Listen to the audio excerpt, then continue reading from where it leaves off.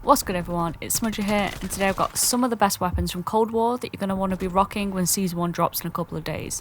Now obviously there's going to be a ton of testing, altering, tweaking and decisions to be made about what guns are really the best, what's going to be the Cold War meta, but these are the best ones to start off with. They're the strongest in my opinion that you can drop in with, so definitely start with these and then work your way from here. Before we do get started, it probably is worth saying that there isn't an all-out monolithic suppressor like in Modern Warfare, in case you weren't aware of that.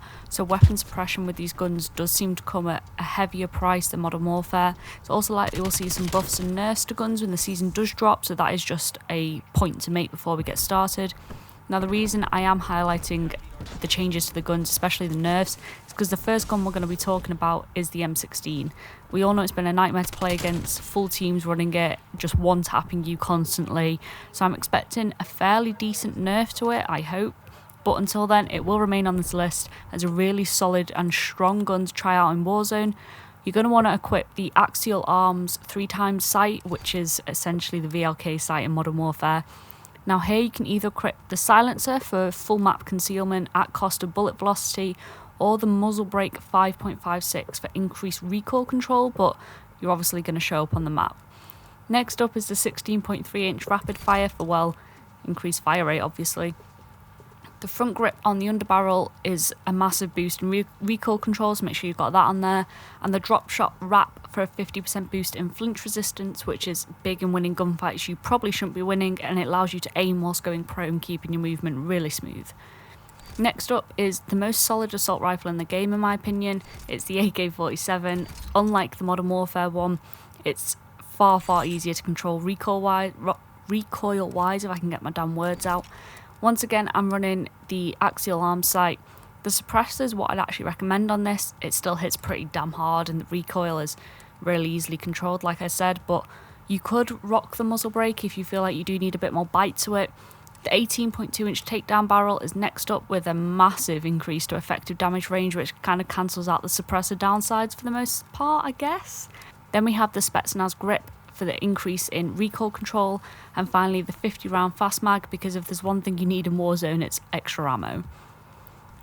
Moving on to the SMG, the MP5, yes again, a super solid gun and a good choice for your loadout. It remains to be seen if it'll compete with the Modern Warfare counterpart, but here's what to run on it if you do want to see if it competes. The sound suppressor, obviously, it does actually take away 15% of the effective damage range, but no worries this time, because next up is the 9.1 inch rifled barrel, and that actually adds 25% effective damage range, which kind of cuts out the negative from the suppressor and then adds 10% more. Then, because you want to make sure you do have enough ammo while still being quick, we're running the 40 round speed mags and the speed tape for quicker ADS time, and finally the collapsed stock for quicker sprint to fire time. It's all about having a snappy, quick firing, hard hitting gun just like the MP5 in Modern Warfare, so it'll be interesting to see how this one competes. And finally, if the AK-47 isn't working out for you, I'd recommend trying the KRIG out or the Galil. I can see it going toe to toe with the Kilo in Warzone, especially in terms of recoil control and how easy that recoil is to control. Of course, the first attachment is going to be the Axial Arms sight and a suppressor to go along with it. They're pretty standard, I guess, especially for your longer range weapons. Then you can either run the 19.7 inch takedown for an increase in effective damage range, or the 19.7 inch Ranger for increased bullet velocity.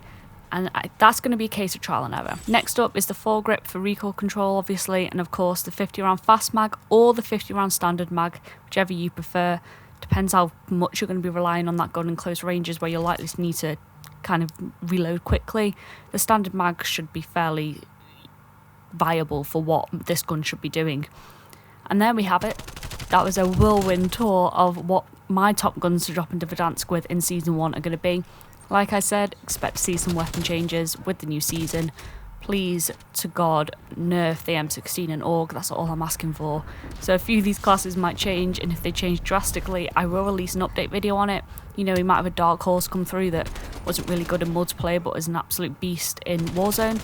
If you enjoyed the video, make sure to give it a like, subscribe for more content every week. I hope you all have a good day, and I'll catch you guys later. Bye.